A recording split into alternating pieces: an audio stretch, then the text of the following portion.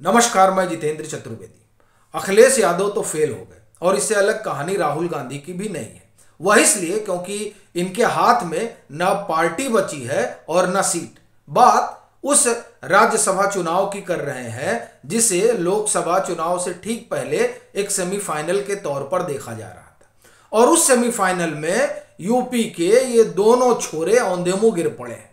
क्योंकि जिस तरह से क्रॉस वोटिंग की खबरें हैं वो ये बता रही हैं कि कांग्रेस हो या फिर समाजवादी पार्टी पूरी तरह से बिखर गई है।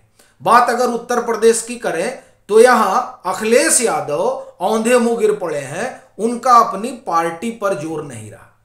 कमोबेश इसी तरह की स्थिति हिमाचल प्रदेश में भी है और कर्नाटक में भी बताई जा रही है। लेकिन अभी हम लोग बात उत्तर प्रदेश की करेंगे। वो इसलिए क्योंकि उत्तर प्रदेश में तो अभी 2-3 रोज पहले गठजोड़ हुआ समाजवादी पार्टी और कांग्रेस का।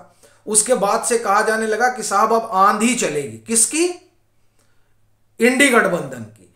अब आप देखिए कि आंधी का आलम यह है कि समाजवादी पार्टी के जो विधायक हैं वो भाग रहे हैं। अब अगर आंधी चलनी होती और समाजवादी पार्टी के विधायकों को लगता कि साहब इस गठजोड़ के बाद तो उनकी पार्टी जो है वो लोकसभा में बड़ा भारी उलटफेर करने जा रही है, तो कोई क्रॉस वोटिंग करने नहीं जाता। लेकिन जिस तरह से क्रॉस वोटिंग हुई है और जिस तरीके से आप कहें कि समाजवादी पार्टी में भगदड़ मची है वो देखने लायक है। और दरअसल उसी पर विस्तार से बात करेंगे। वैसे तो ये कहा जा रहा है कि भाजपा ने खेल कर दिया, मगर आप देखिए कि असल में ये अखिलेश यादव की विफलता है कि वो अपने विधायकों को जोड़कर नहीं रख पाए। और इसकी बड़ी वजह अखिलेश यादव की आप ये कहें राजनीतिक अपरिपक्वता है। ये इसलिए कह रहा हूं क्योंकि वो पीडीए का नारा दिए थे, पिछड़ा, दलित और अल्पसंख्यक। उसमें जब उन्होंने राज्यसभा के उम्मीदवारों की घोषणा की तब यह स्पष्ट हो गया था कि अखिलेश यादव सिर्फ नारे में भरोसा रखते हैं, उनको पिछड़ा और अल्पसंख्यक से कोई सरोकार नहीं है। हां, दलित वाले मसले में वो बैठे थे, आप ये कहें कि ठीक ठाक। बाकी तो जया बच्चन और आलोक रंजन को टिकट देकर स्पष्ट कर दिया था अखिलेश यादव ने कि उनकी राजनीतिक सूझबूझ कितनी है। और इस चीज को देखते हुए समाजवादी पार्टी के भीतर तभी से विद्रोह हो गया था। स्वामी प्रसाद मौर्य तो विद्रोही स्वभाव में थे ही, और उनके अपने जो आप एक तरह से कहें कि कई विधायक जो उनके साथ के हैं उनका अपना। दूसरा, पार्टी के भीतर भी इस बात की सुगबुगाहट थी। और वो सारी चीजें जो है अब साफ दिखाई दे रही हैं। क्यों? क्योंकि आप देखिए कि रेवती रमन सिंह जैसे लोगों जो आप ये कहें कि पुराने समाजवादी हैं, कहा जा रहा है कि वो भी जा रहे हैं। और बड़ी चीज तो यह है कि मनोज पांडे तो मुख्य सचेतक थे, सबसे पहले तो वही भागे हैं। कहा जा रहा है कि वो रायबरेली से संभवतः उनको टिकट दिया जाएगा और वो मिलेंगे भाजपा के आला कमान से। लेकिन मजेदार बात यह है कि समाजवादी पार्टी ने 3 उम्मीदवार उतारे थे, भाजपा ने 7 उतारे थे और बाद में एक और उम्मीदवार उतार दिए, 8वां संजय सेठ को। और जब भाजपा ने संजय सेठ को उतारा उस समय भाजपा के पास कुल 286 जो है वोट थे, और उस 286 वोट से वो सिर्फ और सिर्फ 7 उम्मीदवार राज्यसभा भेज सकते थे। जब 8वां उम्मीदवार संजय सेठ को उतारा गया तो कौतूहल बहुत बढ़ गया था और यह माना जा रहा था कि संजय सेठ जो है वो खेल करेंगे। और अच्छा, उसकी वजह ये मानी जा रही थी कि संजय सेठ का अपना समाजवादी पार्टी में अच्छी पैठ है। आपको संभवतः ये मालूम हो कि संजय सेठ एक दौर में समाजवादी पार्टी के कोषा अध्यक्ष हुआ करते थे। तो इस बात से आप समझ सकते हैं कि समाजवादी पार्टी में उनकी अपनी कितनी पैठ है। लेकिन इस पैठ के बाद भी जो असल गड़बड़ी हुई है वो दरअसल अखिलेश यादव की वजह से हुई है, क्योंकि अखिलेश यादव जो पीडीए है उस पर नहीं बने रह पाए। और फिर आप देखिए कि जैसे स्वामी प्रसाद मौर्य को ऐसा लगता था कि इनको राज्यसभा भेजा जाएगा, और वही नहीं, ऐसे कई लोग हैं समाजवादी पार्टी के भीतर जिनको लगा था कि उनको उनकी वफादारी का इनाम मिलेगा।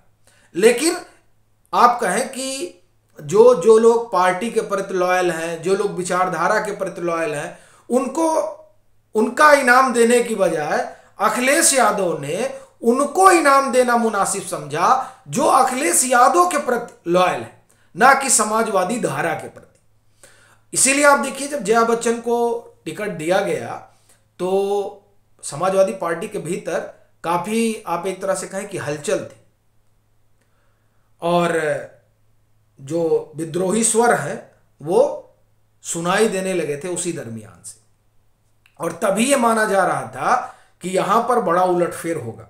और उस उलटफेर में अब आप देखिए कि आशुतोष मौर्य, हाकिम चंद बिंद, 2 लोग ये हो गए, 8 लोग कल ही से नदारद थे। यानी जो मीटिंग बुलाई थी अखिलेश यादव ने, उस मीटिंग में 8 लोग समाजवादी पार्टी के नहीं थे, पहुंचे ही नहीं थे।